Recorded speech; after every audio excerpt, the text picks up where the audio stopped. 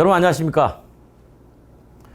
모빌리티 문학연구원 인문교양센터에서 마련한 미래 모빌리티 특강의 오늘 강연을 맡은 국민대학교 권용주입니다. 제가 사실은 인문학을 연구하는 인문학자는 아닙니다. 그럼에도 불구하고 이 자리에 서게 된 배경은 현재 글로벌 그리고 대한민국을 중심으로 해서 글로벌의 모빌리티가 인문학적인 배경 이외에 실제로 우리 현실 세계에서 어떻게 돌아가고 있는지 그것을 여러분들과 함께 일종의 트렌드를 좀 공유하자는 차원으로 제가 이 자리에 섰습니다. 그래서 오늘 제가 강연 주제로 내세운 게 바로 이제 퓨처 모빌리티 트렌드고요. 말 그대로 트렌드입니다. 트렌드는 어떻게 방향이 흘러가는지를 보여주는 가늠자 역할을 하게 되는 거죠. 참고로 뭐 저를 잘 모르시는 분도 계시니까 소개를 드리면 현재 국민대학교 자동차 운송 디자인과에서 모빌리티 트렌드 과목을 맡고 있는 겸임을 하고 있고요. 그 다음에 MBC 라디오 차카차카에서 라디오 진행을 하고 있습니다. 그 외에 각종 뭐 정부위원회 같은 데 가서 모빌리티 신산업이 어떻게 우리나라의 구산업과 갈등 없이 정착될 수 있는가, 그래서 갈등 조정 역할을 해주고 있습니다. 그러다 보니까 이제 이 자리에 서게 됐는데 오늘 말씀드릴 내용을 한 단어로 저에게 축약을 해보라라고 한다면 전망입니다. 전망. 대신 전망을 하려면 과거에 어떻게 흘러왔는지를 우리가 잘 봐야 되겠죠. 워낙 이동을 많이 연구하시는 분들이니까 이동에 대해서는 뭐 저보다 훨씬 많이 아실 거라고 믿어 의심치 않습니다.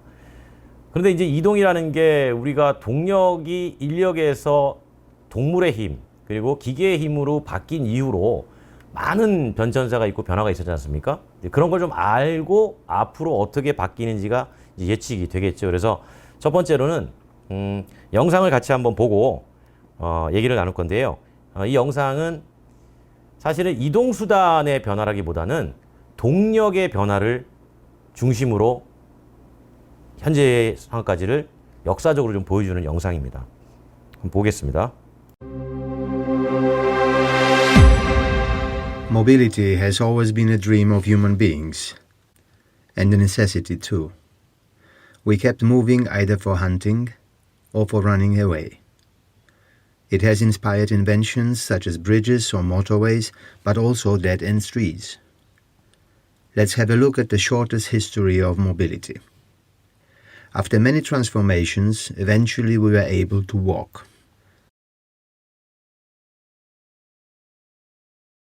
Some managed to be carried around in a box. With the body, we have also put our thinking in the box. Putting it out of the box will be quite hard, or even impossible. With the invention of the wheel, the guy in the back of the box became obsolete. The first back-office optimization took place. With the wheel, only one guy could pull the box with the passenger in it. One day, even the front guy had to go. Unlike the back office guy who just got fired, the front guy got promoted to the top of the box. The pulling power has been increased by inviting a horse to do the job now.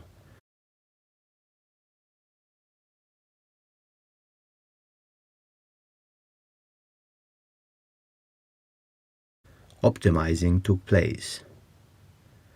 They extended the box, added more wheels, added more horses, sometimes more drivers. The list of improvements goes on and on. One day, the driver got sick of feeding horses and sitting in the top of the box in the cold. He got rid of horses and placed himself into the box where the passenger was. The driver replaced the horse with an engine and got himself a steering wheel. He now didn't need his mouth to steer the box by shouting at the horse anymore. He could steer the box by just using his hands and legs. The box got much faster and much more comfortable. But it also got quite stinky. We had to get rid of the pipe in the back and introduced an electric engine instead. With no smoke and no noise, The box was moving as silently as back in the days when it was carried by two guys. One day, the driver himself became obsolete and he became a passenger. The box could drive by itself. Everybody in the box is now a passenger. They could give commands to the box like the driver used to give it to the horse in the past. Hands and legs are not necessary to steer the box anymore. The box became so cozy that passengers do not want to leave it anymore, and they brought all the things they used in their homes or offices into the box. All the things that we wanted to reach by moving around are now actually in the box already. So one may ask why the heck we still need mobility. Why move at all? And that is a good question indeed. The answer? I don't know. I know only one thing for sure. The only sure thing is change. 방금 그 영상에서 보신 것처럼 사실 이동이라는 것은 누구나 잘 알고 계시겠지만 생존의 문제로 시작을 한 거죠.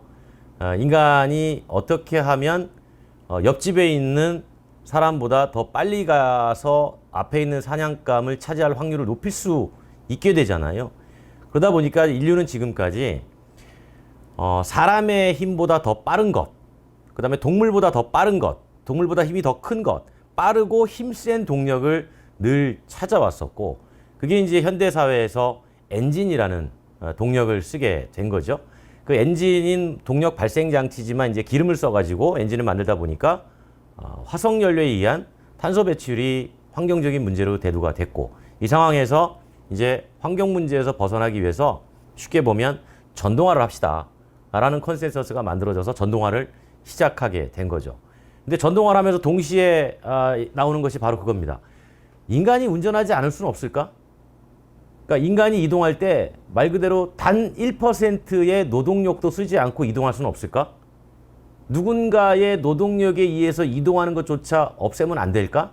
라는 이제 고민들을 하게 된 것이고, 만약에 그런 세상이 온다면, 흔히 말하는 오토노머스 자율주행이겠죠. 그런 세상이 온다면 세상은 어떻게 달라질까를 이제 많이 연구들을 하고 있습니다. 하지만 한쪽에서는 그런 세상은 오지 않을 거야 라는 반대 여론도 만만치 않습니다. 왜냐하면 결국은 사회학적으로는 일자리를 줄어들게 만드는 문제와 충돌이 되기 때문에 실질적으로는 불가능할 거야 라는 의견도 있지만, 기술의 발전은 계속 그쪽을 향해서 가고 있는 거죠. 그러면 그 기술의 발전이 어떤 세상을 만들려고 하는지를 또 하나의 영상으로 제가 보여드리겠습니다.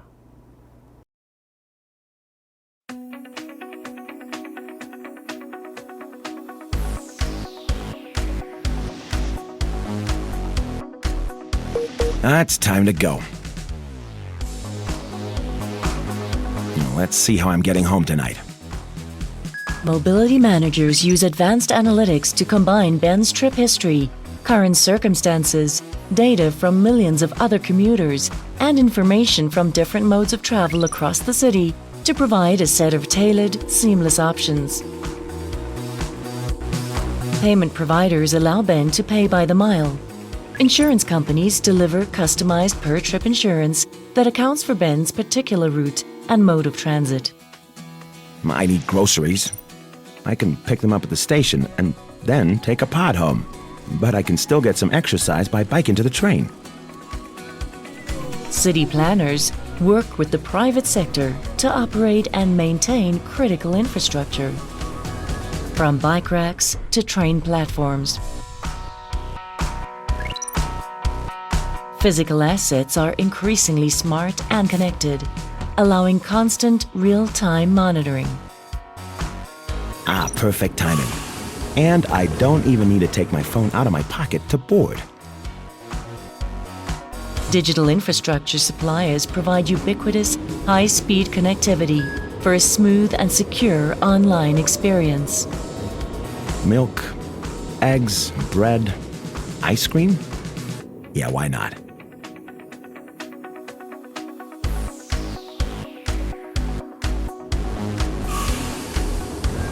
Retailers and logistics providers enable nearly on-demand provisioning of products to Ben. Well, I got my groceries. Now I just need to grab a pod, and I can catch a bit of the game. Fleet operators store, maintain, and deploy shared autonomous vehicles throughout the city. Vehicle manufacturers build an array of shared self-driving options to meet the varying needs of Ben and the millions of other travelers. Content providers offer a variety of options, from entertainment to business applications, each supported by advertisers and subscription fees. Wow, that was fast. Now I just check the fare summary, grocery bill, rate the trip, and it's time to relax.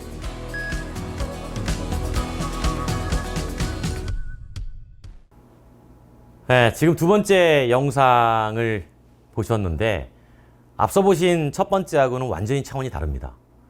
인류는 지금까지 이동을 하기 위해서 이동 수단에 집중을 했었어요. 어떻게 하면 빨리, 어떻게 하면 인간 운전자의 도움을 많이 줄 수 있을까를 연구를 하다가 모빌리티라고 하는 큰 틀의 개념이 등장하면서 세상은 어떻게 이동할 것인가로 기술적으로 바뀌어가기 시작을 했습니다. 벤이라는 친구가 회사에서 퇴근합시다라고 종이 울리는 순간 집에 도착할 때까지 이 영상, 이 그림에서 우리가 하나 찾을 수 있는 키워드 단어는 뭐냐면 단 한 번도 이 벤이라는 친구는 멈춘 적이 없습니다. 이동에 있어서. 모든 게 제 시간에 온타임으로 다 맞았어요. 즉, 지금의 이동의 방식은 이동수단으로 어떻게 편의성 있게 잘 이동시켜 줄까가 아니라 어떻게 하면 이동에 걸리는 시간적 손실, 시간도 곧 비용이라고 생각하고 그 손실을 줄여줄 수 있을까를 여러 IT 기업들이 뛰어들면서 연구를 해가고 있고 그런 IT 기업들이 앞으로 데이터 기반으로 어떻게 이동시켜 줄 것인가를 고민하겠다는 거예요. 그런데 생각해 보시면 그런 데이터나 이런 것들이 그럼 IT 기업들만의 몫이냐라고 본다면 꼭 그렇지는 않습니다. 당연히 자동차를 전통적으로 만드는 제조사도 그 시장에 뛰어들고 싶어하고 그걸 위해서 열심히 노력들을 하고 있습니다. 그런데 이런 상황에서 지금 우리가 이제 전동화라는 모빌리티의 동력원이 기름에서 전기로 바뀌어야 된다라는 당위성을 가지고 있지 않습니까? 근데 이 전기로 바뀐다는 것이 단순하게 자동차, 즉 이동 수단에 뿐만이 아니라 모든 이동의 공간을 가리지 않는 이동하는 모든 것은 다 배출가스 규제에 따라서 전동화를 할 수밖에 없는 상황입니다. 그것이 육상에서 이동하는 자동차이든 하늘에서 움직이는 항공기이든 물에서 왔다 갔다 하는 선박이든 모든 동력원이 바뀌어야 되는 시점에 도달해 있는 겁니다. 그러다 보니까 이 자동차를 포함한 많은 기업들, 즉 모빌리티 기업들에게 대단히 큰 변화가 요구되는 시점이에요. 무슨 얘기냐면 영역이 사라집니다. 예를 들어서 흥미로운 얘기를 하나 보여드리겠습니다. 지금 사진에서 가장 왼쪽에 보는 이데미츠 코산이라는 소형 전기차 있죠? 이 차의 대주주가 정유회사입니다. 일본의 2대 정유회사예요. 가운데에 있는 루시드 모터스의 루시드 에어라는 전기차의 대주주가 사우디아라비아 국부펀드입니다. 아람코에서 가장 돈을 많이 대죠. 아람코는 사우디의 최대 국영 정유회사입니다. 세 번째 그림에 보이는 라이트닝 시스템즈의 벤, 전기차입니다. 전기차인데 이 회사의 최대 투자자가 브리티시 페트롤레움입니다. 영국 석유. 아이러니하게 에너지를 기름에서 전기로 바꾸려는 이 순간에 가장 앞서서 전동화에 뛰어든 기업들이 바로 이동수단을 만드는 기업이 아니고 전통적으로 에너지, 즉 석유를 만들던 석유 기업들이 먼저 뛰어들었다는 이 점입니다. 이 얘기는 뭐냐? 결국은 석유의 시대는 끝난다라는 생각하에 전동화에 먼저 뛰어들게 된 거죠. 그러면서 물류기업도 전기차 사업에 뛰어듭니다. 지금까지 물류기업들은 A에서 B까지 사람이 아니라 물건을 잘 이동시켜주는 역할이었어요. 잘 배달해주고. 그런데 그 이동시켜주고 배달해주는 그 이동수단을 누가 만들어줬냐면 자동차 회사가 만들어줬습니다. 그런데 전동화 시대가 되면 물류기업도 전기차를 만들 수가 있어요. 근데 물류기업들 입장에서는 직접 만드는 것이 도움이 될까? 아니면 기존의 자동차 회사가 만들어주는 걸 사서 쓰는 게 도움이 될까를 판단하는데, 이 판단의 가장 큰 기준이 뭐냐면 바로 배터리입니다. 근데 이 배터리를 결국은 배터리 셀 회사가 만들고 패킹을 하고 자동차 회사가 갖다 쓰는 이 구조에서 물류회사들이 주목하기 시작한 건 마치 건전지를 교환해 쓰는 방식처럼 안에 있는 셀만 바꾸는 방식을 주목을 했습니다. 그러면 전체 팩을 바꾸는 비용보다 3분의 1 정도의 비용만 가지고도 전기차 한 대를 추가로 더 운행시키는 결과를 낳게 돼요. 쉽게 보면 전기차 5천만 원짜리를 두 대를 사가지고 60만 원을 띄는데 한 대를 사가지고 30만 원을 띄고 1,000만 원 들여가지고 셀 바꾸고 다시 50만 띄는 겁니다. 그렇게 되면 에너지 비용에서 엄청나게 세이브가 되고 이동 수단의 유지관리 비용이, 메인터넌스 비용이 엄청나게 떨어집니다. 그러하니 배터리 회사가 이 시장을 주목을 합니다. 실제로 이렇게 열심히 하는 나라가 바로 미국입니다. 미국의, 여러분 잘 모르시겠지만 미국의 아마존은 앞서 제가 보여드린 이 PPT에 이 라이트닝 시스템즈의 전기 물류밴을 이미 쓰고 있습니다. 쓰고 있는데 거기에 들어가 있는 배터리 팩이 바로 셀 모듈 교환 방식입니다. 그러다 보니까 물류기업에다가 자동차, 즉 이동수단을 팔던 제조사는 시장을 잃어버린 거예요. 지금까지는 물류회사가 우리의 차를, 나의 차를 사가지고 배달을 했는데 이제 배달업체, 즉 물류기업이 직접 전기차를 만들어 쓴다고 하니 수요가 줄어들죠. 근데 제조의 역량은 유지해야 됩니다. 그러니까 이제는 자동차 회사가 직접 물류 사업에 진출합니다. 자기들이 직접 만든 이동수단으로. 그래서 GM은 물류 사업에 뛰어들었습니다. 우리나라의 현대자동차 그룹도 물류 사업에 뛰어들었습니다. 택배 사업에 뛰어들었어요. 결국 시장이 이렇게 양분된다라고 보는 거죠. 그러니까 이런 와중에 이제는 모빌리티 이동수단, 그러니까 제조물이죠. 제조물을 만드는 곳에 기존의 자동차 회사에 부품을 납품하는 회사는 물론 가전회사도 뛰어듭니다. 가전회사는 단순해요. 무슨 얘기냐? 그냥 전자제품에다가 바퀴 달았다고 생각하는 겁니다. 우리가 집에서 쓰는 인공지능 로봇 청소기를 그냥 길에다가 쏟아낸다고 보는 거예요. 안전성, 사고 안 난다는 자율주행 시스템의 전제하에 사람이 탈 수 있어 기계적인 특질을 가져야 되는데 그런 것들은 다 표준화된다라는 전제하에 전자제품의 연장선으로 이 전기차를 인식하기 시작합니다. 즉 다시 말하면 화석연료에서 힘을 만들어내는 원천이 화석연료에서 전기로 바뀌면서 기존에는 생각지도 못했던 수많은 사업이나 새로운 물류 형태의 사업들이 막 뛰어드는 거예요. 그러면서 세상은 복잡해지기 시작합니다. 이런 부품 회사들도 뛰어들기 시작하죠. 그런데 여기서 이제 흥미롭게 봐야 되는 비즈니스 전략 중에 하나가 그렇다면 대체 왜 이런 싸움을 하고 있는 걸까? 여기서 핵심은 사실은 배터리가 아닙니다. 이동 수단에서는 배터리가 핵심 소재인 건 맞아요. 핵심 부품이고. 근데 이 배터리가 들어옴으로써 어떤 시장이 되냐면 전력을 발전하고 유통하고 사용하는 시장에 새로운 경쟁 구도가 만들어져요. 무슨 얘기냐면 지금까지 우리는 전력을 만드는 회사가 전기를 만들면 중간에 유통하는 회사가 그 전기를 받아서 송전을 해주죠. 전력을 보내주면 그 보낸 전력을 가지고 다시 배전을 합니다. 전기를 나눠주죠. 그 배전 가지고 집에서 쓰고 공장에서 쓰고 자동차도 쓰는 겁니다. 근데 전기차의 등장이 사실은 기존의 가정용, 산업용밖에 없었던 최종 전기 수요 시장에 하나가 새로 들어온 거죠. 그러니까 그 유통을 서로 하고 싶은 겁니다. 대표적으로 전기차 충전 사업이에요. 우리 요즘 전기차 타시는 분들 길에서 충전기 많이 보시잖아요. 그 충전기를 설치한 회사가 한전에서 100원에 전기를 사와서 이용자한테 130원에 파는 겁니다. 전력 유통 사업이죠. 이 전력 유통 사업에 다 뛰어드는 겁니다. 근데 이 전력 유통 사업에 뛰어들 때 배터리 회사가 뛰어들 거냐, 아니면 자동차 회사가 주도권을 잡을 것이냐. 그래서 배터리 회사도 우리가 흔히 바스라고 하는데, 배터리에서 서비스로서의 배터리를 해서 모빌리티 영역에 들어가고, 자동차는 당연히 그렇게 되겠죠. 제가 실제로 영상을 하나 보여드리겠습니다. 과연 이 배터리가 여러분들이 생각하실 때 자동차에 고정식으로 부착되어 있는 게 앞으로 보급에 유리하겠느냐, 아니면 한 번씩 옛날에 휴대폰 교환하듯이 뗐다가 필요할 때 넣는 게 더 유리하겠느냐. 한번 이 영상을 보고 판단해 보시죠.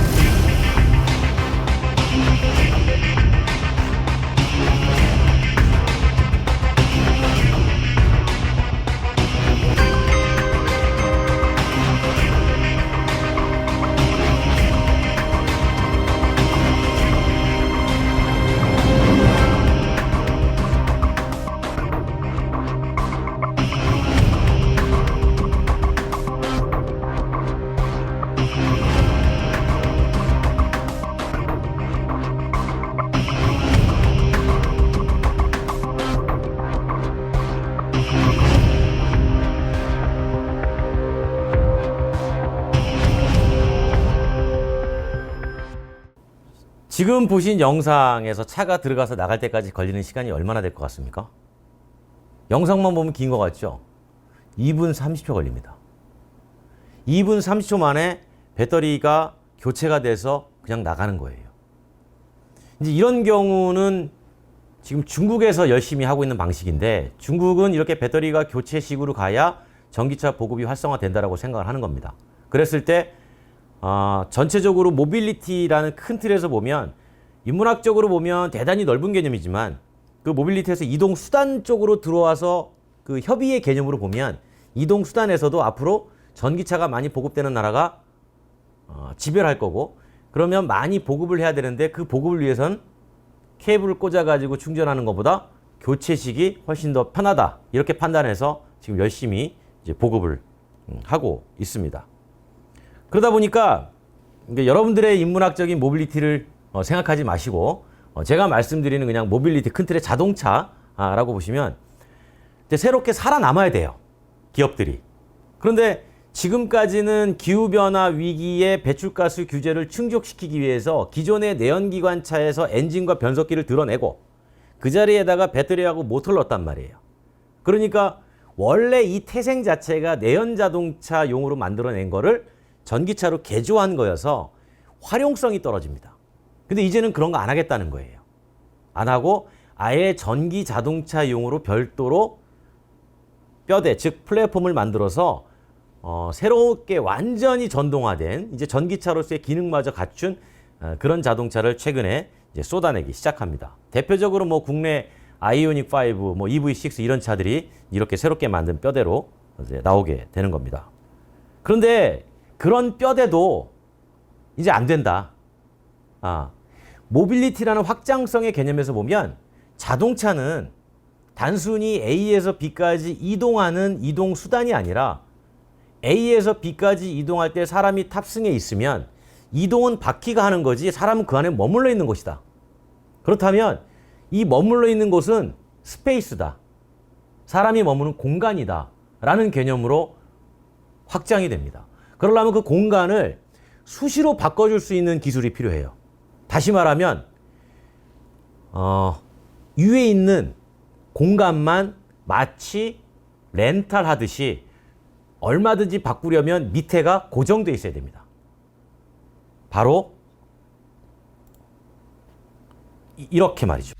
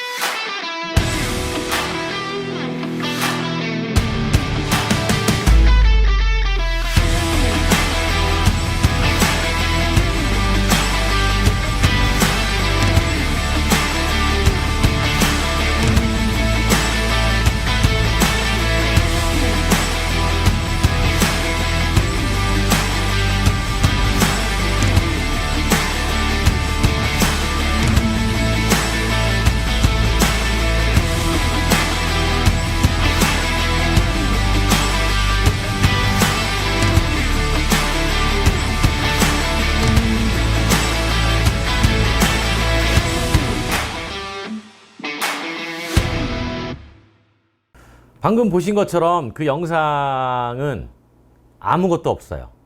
그러니까 우리가 필요한 공간을 그 위에다 만들면 됩니다. 나는 헬스장을 만들겠다 그러면 헬스 스페이스를 얹으면 돼요. 나는 쿠킹 시설을 해야겠다 그러면 부엌 키친 시설을 얹으면 됩니다. 그러면 헬스장과 키친 시설이 필요할 때마다 내가 교체해서 쓰면 돼요. 그런 식으로 이제 모빌리티가 단순하게 사람이 탈 것이 아니라 활동하는 공간의 영역으로 넘어간다는 거죠. 그런데 그렇게 만들려면 기본적으로 이런 단계들을 다 거쳐야 되는데 마지막에 콘텐츠 제공의 자율주행 단계까지 가려면 가장 제일 밑바닥에 전용 플랫폼이 있어야 돼요. 그런 다음에 전용 플랫폼을 갖추고 그 다음에 1단계로는 자율주행 시스템을 완성을 하는 게 지금 모든 모빌리티 제조사들의 공통된 관심사예요. 만든 다음에 공급을 합니다.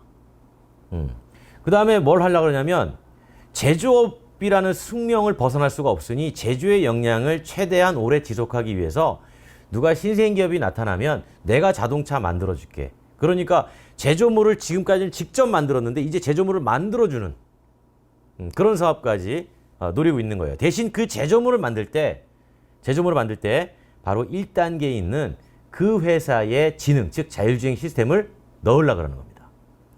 그런 다음에 이제 3단계로 올라가면 그때부터는 이동수단이 다양해져요. 자동차 회사가 지금까지 자동차를 만들었는데 이제 전동 자율주행 유모차도 만들고 전동 자율주행 킥보드도 만들고 심지어는 아이들이 타고 다니는 전동 카트 있죠? 그 카트에도 자율주행 넣어가지고 만들어줄 수 있어요. 이런 것들을 그 제조사가 다 지능으로 연결해 버린다는 거예요. 이제 그렇게 봤을 때에 이동 서비스가 완벽해진다고 보는 겁니다.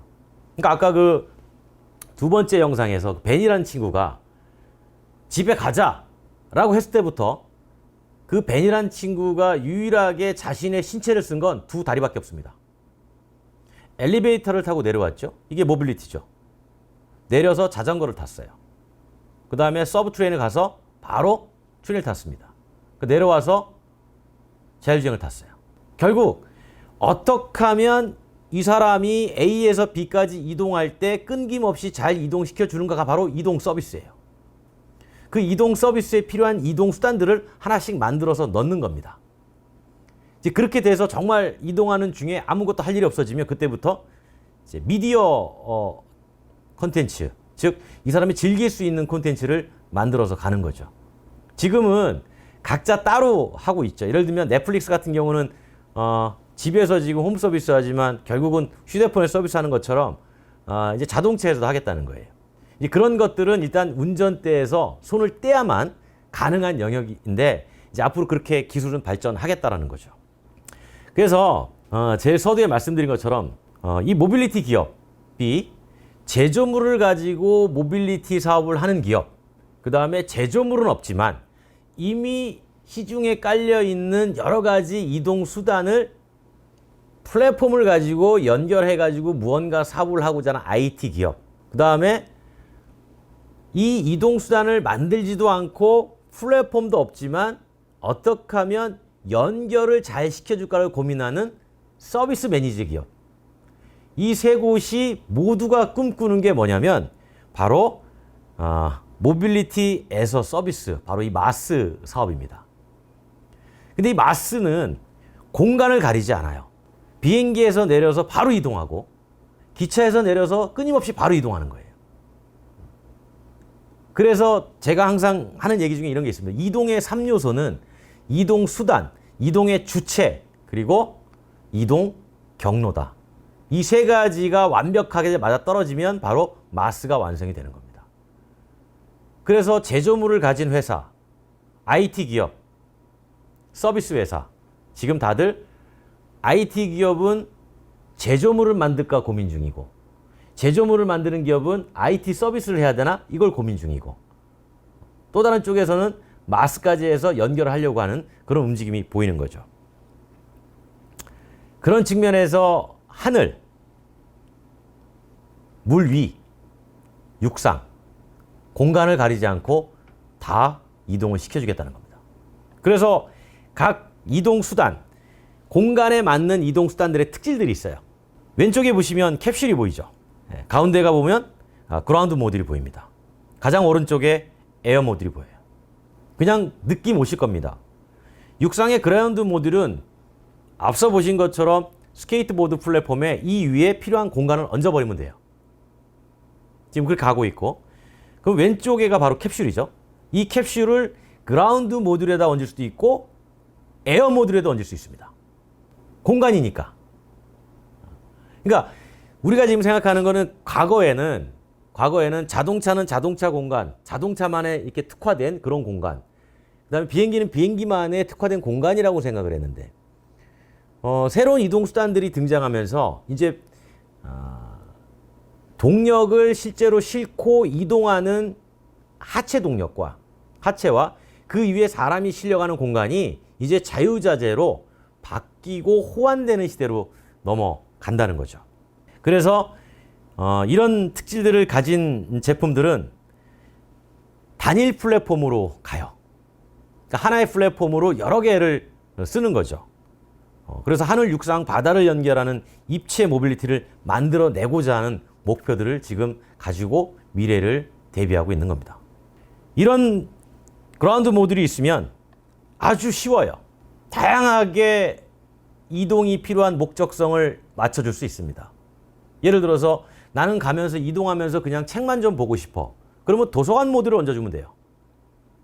도서관 공간을 얹어주면 되죠. 나는 뭐 요리를 해 먹고 싶어. 그러면 키친 모듈을 얹어주면, 캡슐을 얹어주면 됩니다.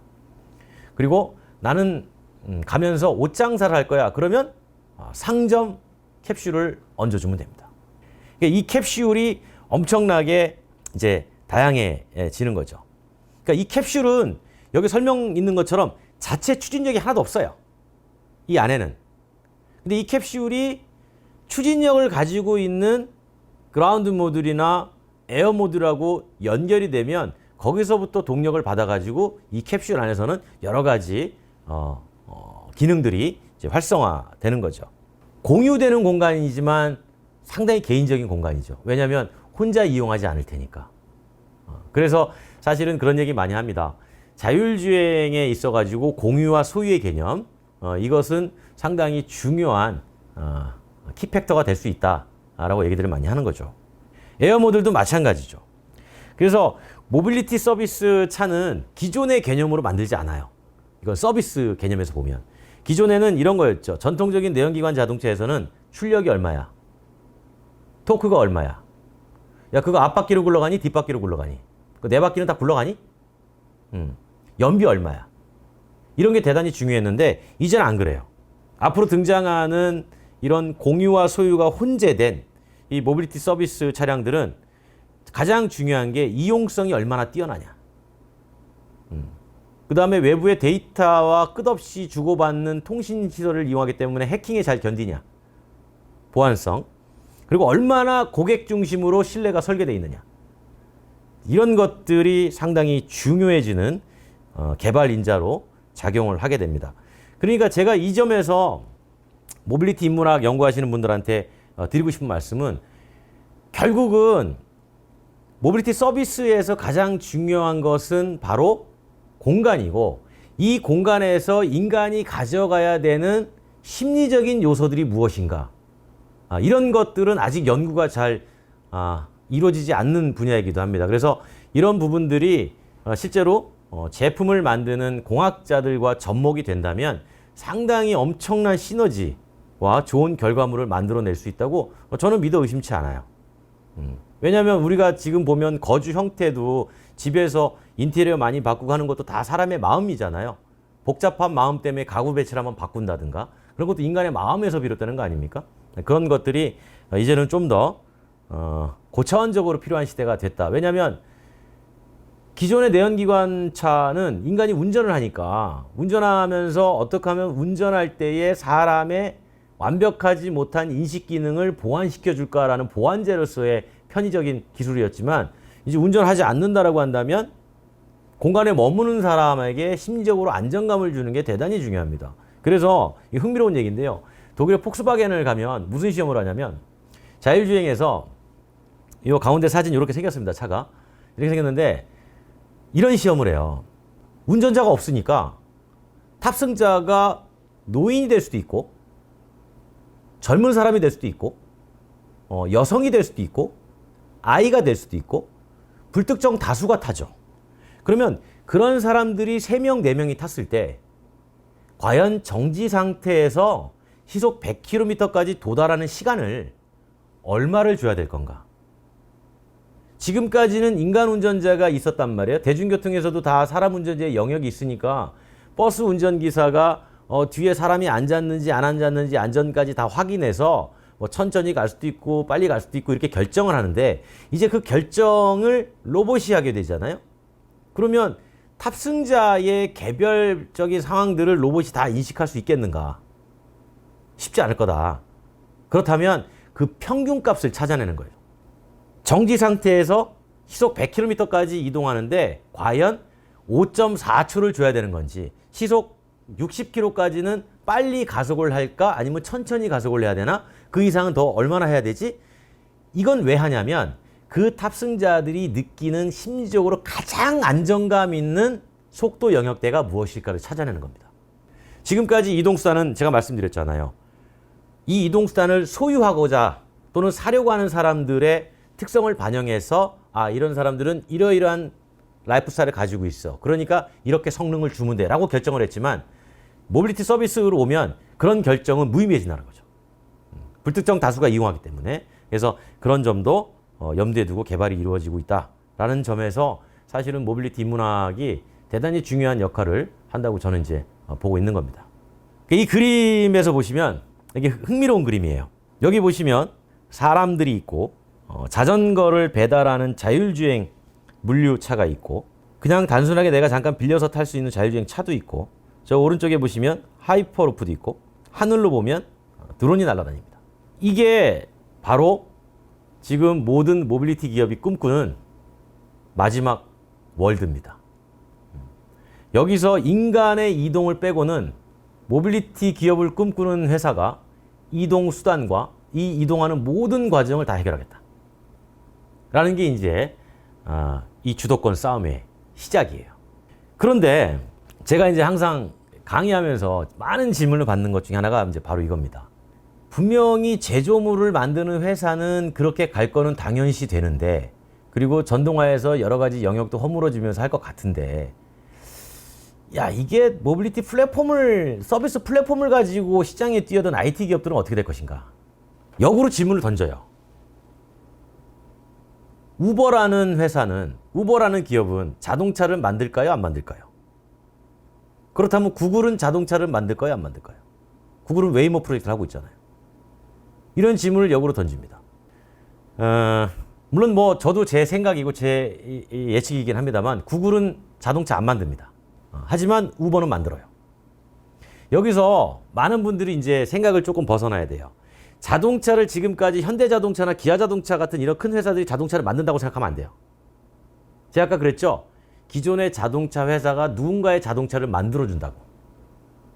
그건 왜 그러냐면 전체 자동차 구매 시장이 줄어든다는 전제 하에서 그런 거예요. 제가 흥미로운 얘기를 하나 해드릴게요. 자동차 회사, 즉 자동차 제조물을 만드는 회사가 가장 두려워하는 존재가 누군지 아십니까? 온라인? 아니에요. 사람들이 이동하지 않으면 필요한 물건이 어차피 물리고 하기 때문에 자동차는 씁니다. 자동차 회사가 제일 두려워하는 존재가 바로 대중교통이에요. 대중교통이 그물망처럼 촘촘히 발전하면 발전할수록 내가 굳이 운전이란 노동력을 나에 의존할 필요가 없어져요. 이동이라는 기능만 본다면. 그럼에도 불구하고 자동차를 사는 건 뭐냐면 그 안에 들어가 있는 공간, 그 스페이스가 되게 프라이빗하니까 자동차를 사는 거예요. 이동하는 순간에 저기 옆자리에 앉은 사람 신경 쓰기 싫고. 그런데 한번 보시면 최근에 장거리 이동할 때 코로나 때문에 물론 자가용 이동이 늘어난 건 있지만 코로나 이전을 한번 생각해 보시면 장거리 갈 때 거의 차 갖고 가는 사람 많지 않습니다. KTX 이용하고. 왜냐하면 시간적인 면에서 그런 대중교통들이 손실보상을 해줘 버리는 거예요. 그래서 자가용 이동이 줄어듭니다. 그래서 자동차 회사가 궁극적으로 자동차를 많이 안 사겠구나. 안 사겠구나라고 하면 그 자동차, 즉 자기들이 만드는 제조물을 어떻게 해서든지 시장에서 써야 됩니다. 소비를 해야 다시 필요해서 만들죠. 그 소비 시장을 만들기 위해서 자동차 회사는 반드시 이런 우버와 같은 IT 산업에 뛰어듭니다. 그러면 우버 입장에서는 최대 경쟁자가 그런 자동차 회사가 들어오는 거예요. 그러면 우버는 안 되겠죠. 우버도 뭔가가 있어야 돼요. 안정적으로 A에서 B까지 사람을 이동시켜주는 안정된 공급망이 필요합니다. 그 공급망을 만들기 위해서 우버는 자동차를 만들 거예요. 어떻게 만드냐? 직접 만드는 게 아니라 위탁 생산시킬 겁니다. 예를 들어서 볼보에다가 우리 자동차 좀 만들어줘. 그럼 볼보가 볼보 라벨을 붙이는 게 아니라 우버 라벨을 붙여가지고 만들어줍니다. 그런데 볼보 입장에서는 그렇게 만들어줌으로써 생산의 역량이 유지가 돼요. 여기서 중요한 건 그거예요. 자동차 회사나 모빌리티 회사는 IT 기업 빼놓고 무조건 제조업이라는 겁니다. 제조업은 최대한 제조업의 역량을 유지하고 싶어 해요. 현대 자동차나 기아 자동차는 당연히 제조업 역량을 유지할 것이고 앞서 제가 말씀드린 것처럼 삼성이나 LG가 뛰어드는 것도 제조업 역량 유지 때문에 뛰어드는 거예요. 왜냐하면 숙명이 제조업이니까. 그런 측면으로 봤을 때 우버도 직접 자동차를 위탁 생산을 만들어서 시장에서는 A에서 B까지 이동하는, 즉 이동을 원하는 사람들의 이동 서비스를 누가 제공해 줄 것인가를 경쟁하게 되는 겁니다. 이렇게 가는 이유는 사람들이 점점 차를 안 산다라는, 즉 공유와 소유의 개념에서 소유보다는 공유가 앞선다고 생각을 하기 때문이에요. 어떻게 보면 코로나가 상황을 바꿔놓은 거지 팬데믹 이전만 해도 공유가 엄청나게 뜬다고 했어요. 그리고 공유는 사실 이전부터 존재했던 겁니다. 제가 늘 말씀드리는 게 리스나 렌탈 같은 경우는 독점적 공유라고 표현을 해요. 저는. 그러니까 독점적 공유는 이미 있었어요. 공유를 좋아합니다. 하지만 독점적 공유를 원하는 게 인간이에요. 근데 그런 것조차 점점 희석돼 가고 있는 이제 그런 상황으로 가고 있는 거죠. 그래서 아마 팬데믹 이후에는 공유가 다시 좀 뜨지 않을까라는 생각을 해보는 거죠. 그러는 가운데에 사실은 이 모든 모빌리티 시장에서의 누구나 다 관심을 가질 수밖에 없는 게 바로 에너지입니다. 우리가 이동 체계, 이동 수단, 이동하는 방식 이런 거를 엄청 잘 만들어 놨어요. 그리고 그렇게 만들기 노력을 하고 있어요. 근데 그것을 어떤 힘으로 이동을 시켜줄 것인가를 봤더니 전기예요. 근데 전기를 어디에 담을 것인가를 봤더니 결국은 배터리예요. 그래서 배터리를 어떻게 만드느냐를 봤더니 코발트, 망간, 니켈, 리튬 같은 소재를 1차적으로 땅속에서 캐서 이걸로 셀을 만들고 그 다음에 모듈을 만들고 이걸 팩을 만들어서 자동차에 부착을 합니다. 근데 여기서 흥미로운 사실 한 가지가 있어요. 지금 파리 기후변화 협약에 따라가서 2035년, 50년 탄소 중립 얘기가 나오잖아요. 탄소 중립을 우리가 달성하려면 우리나라에서 탄소 중립 이걸 달성하려면 2035년에 1년에 판매되는 연간 185만 대의 자동차 중에 101만 대가 전기차여야 돼요. 그래야 탄소 중립이 가능합니다. 그러면 2035년이면 이제 한 10년 남았습니다. 10년 조금 넘게. 근데 우리만 그러냐? 아니겠죠. 전 세계가 다 탄소 중립을 할 거 아니에요? 그럼 1년에 판매되는 글로벌에 판매되는 자동차가 대략 한 적게는 7천만 대, 많게는 9천만 대 정도 됩니다. 그 블룸버그 신에너지 보고서에 따르면 2035년에 전 세계 모든 국가가 탄소 중립을 하려면 판매되는 9천만 대 중에 6,800만 대가 2035년도 정도의 전기차가 돼야 돼요.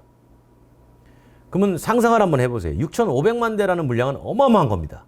거기에 들어가는 배터리를 지금 땅속에 묻혀있는 유한자원이 충당을 못 해줘요. 그래서 쓰고 있는 배터리에서 다시 이 소재를 빼지 않으면 탄소 중립이 어렵다는 거예요. 그래서 결국은 에너지 문제가 항상 직결된다는 점을 우리 사회에서는 많이 간과하고 있어요. 그러니까 에너지는 에너지 학자들한테 맡기는 거죠. 아니에요. 이게 모빌리티하고도 엄청나게 연동이 돼 있습니다. 그래서 사실 이 글로벌 에너지 트렌드에서 이 배터리 계통은 이게 유한자원의 낮은 수량성 때문에 지금은 하기 쉽죠. 지금은 되게 하기 쉬워요. 참고로 말씀드리면 이런 거죠. 많은 분들이 아니 1900년대 초반에도 배터리 전기차가 있었는데 왜 기름 전기차가 이겼어요? 라고 이제 저한테 많이 물어봅니다. 그건 명확해요. 저장성 때문이에요. 에디슨이 전기차를 쓸 수 있게 해줬죠. 그래서 1905년도에 뉴욕에는 6대의 전기 택시가 있었습니다. 인기 엄청 좋았어요. 납축 배터리 해가지고. 그런데 다 사라졌습니다. 왜? 내연기관 자동차가 나오면서 한 300에서 400km 떨어진 곳에다가 빨리 땅 파가지고 시멘트 넣어서 거기다가 기름 갖다가 저장해 놓고 파는 게 전신줄을 세워가지고 전선을 연결한 속도보다 월등히 빨랐어요. 그러면 굳이 시간도 오래 걸리는 전기차를 쓸 이유가 없었죠. 그 당시에는 환경의 논리가 없었으니까. 그래서 기름차가 시장을 지배하게 됐던 겁니다. 결국은 그렇기 때문에 이제 지금 와서는 배터리를 하자는 이유는 뭐냐면 전국 방방곡곡에 전 세계 어디든지 전선이 다 들어가잖아요. 그러니까 지금은 전력을 쓰기가 되게 편한 시대가 된 거죠. 그러니까 일단 전기차로 가는데 이 소재의 문제가 여전히 남아 있어서 이 소재의 문제를 가지고 해결책을 찾자는 게 바로 수소입니다. 그래서 이 수소를 어떻게 쓰는지를 영상으로 한번 보여드릴게요.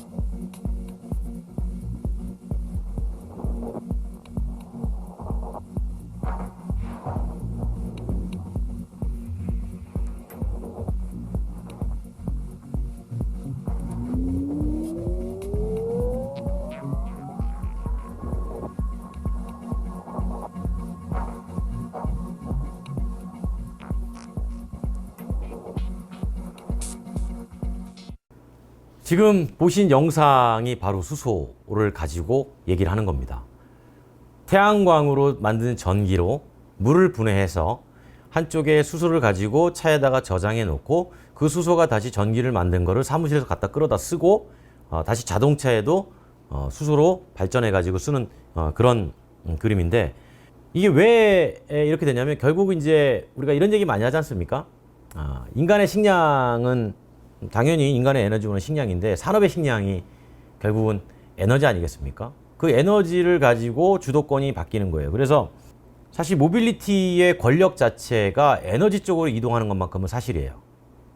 그 이유가 뭐냐면 아무리 좋은 모빌리티 이동 수단을 만들어 놓으면 뭐합니까? 아무리 좋은 서비스를 만들어 놓으면 뭐예요? 에너지가 없으면 아무것도 할 수가 없습니다. 그래서 모빌리티 이동 수단, 모빌리티 툴을 만드는 회사들이 에너지에 관심을 갖기 시작해요. 그리고 에너지 회사들은 반대로 직접적으로 자기네들이 에너지를 공급할 수 있는 이동 수단에 관심을 갖기 시작합니다. 제가 앞서 서두에 그런 말씀 드렸을 거예요. 전동화라는 것이 자꾸 섞인다고. 그 섞이면서 모빌리티 시장에서도 상당히 많은 변화들을 가져온다고 말이죠. 결국은 자동차 권력을 어떻게 해서든지 에너지로 이관을 시키고자 하는 거에는 정부의 역할도 되게 커요. 정부도 하고 싶어 합니다. 많은 분들이 이렇게 물어봅니다. 왜 수소입니까? 저는 수소를 쌀과 밥으로 비유해요. 식당에서 밥을 바로 팔면 그게 전기입니다. 밥을 해놓은 거죠. 근데 그 밥은 손님이 안 와서 밥통에 계속 보관하고 있으면 나중에 공급하지 못할 정도로 눅지고 말라서 손님한테 내놓을 수가 없죠. 즉 에너지로서의 가치를 잃어버려요. 저장성이 상당히 안 좋습니다. 하지만 쌀이라는 형태의 수소로 밥을 언제든지 만들 수 있는 쌀로 저장을 하고 있으면 오랜 기간 저장할 수 있죠. 그래서 에너지는 반드시 저장이 된 다음에 안정적으로 공급이 돼야 되는 그런 숙명을 가지고 있어요. 그런 측면에서 지금 수소를 주목하는 겁니다. 게다가 우리가 이제 그 국가적으로 또는 글로벌적으로 중동의 기름의 의존도를 낮추려고 하는 것도 이제 결국은 수소 사회로 가고자 하는 이제 큰 방향인 거죠. 그래서 지금 우리만 수소를 노력하는 것 같지만 전 세계 모두가 다 수소 인프라 구축에 지금 사활을 걸고 있습니다. 그래서 저의 강의는 시간상 대략 이 정도로 마칠 텐데, 제가 이제 모빌리티 인문학 연구원 그 교양 특강을 하면서 사실은 약간 좀 생소했을 겁니다. 여러분들 들으시기에 기존에 인문학을 많이 연구하신 분들이니까. 근데 제가 드린 말씀은 어쨌든 인간은 이동 없이는 살 수가 없어요. 이동은 반드시 합니다. 그런데 이제 점점 이동 수단이 동산과 부동산을 혼재시키는 개념으로 가고 있다는 거예요. 그러니까 무슨 얘기냐면 제가 이런 얘기 많이 하거든요. 부동산은 움직이지 않는 자산이라고 지금까지 우리는 고정적으로 생각을 해왔습니다. 그러니까 땅이 움직이지 않으니까 땅에다가 건물을 짓고 이게 이제 부동산의 개념이잖아요. 거주지의 개념. 그런데 모빌리티가 발전하면서, 즉 모빌리티 툴, 이동 수단이 발전하면서 앞서 보신 것처럼 밑에 하나의 판만 있고 그 위에 집을 올릴 수 있다면, 그리고 그 집이 이동한다면 기존의 사회구조 자체가 통째로 바뀌는 거죠. 그리고 에너지도 마찬가지고. 저는 세상은 두 가지로 나뉜다고 봐요. 이동하는 것과 이동하지 않는 것. 딱 두 가지입니다. 근데 이동하는 것에서 가장 중심이 되는 게 역시 마찬가지로 인간이죠. 인간도 마찬가지 아닙니까? 이동하지 않을 때와 이동할 때. 우리 일상이 그렇게 나뉘어요.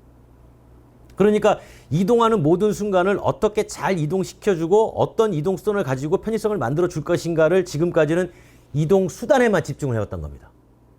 그런데 이제는 이동하는 방식, 이동에 쓰는 에너지, 그리고 왜 이렇게까지 이동이 바뀌면서 사회가 바뀌어 가는가까지 우리가 이제 고민을 많이 하고 연구를 많이 할 주제가 되지 않을까 그런 생각을 해봅니다. 흥미롭게 들으셨을지는 모르겠습니다만 제가 준비한 강의는 이걸로 마치도록 하겠습니다. 여러분 고맙습니다.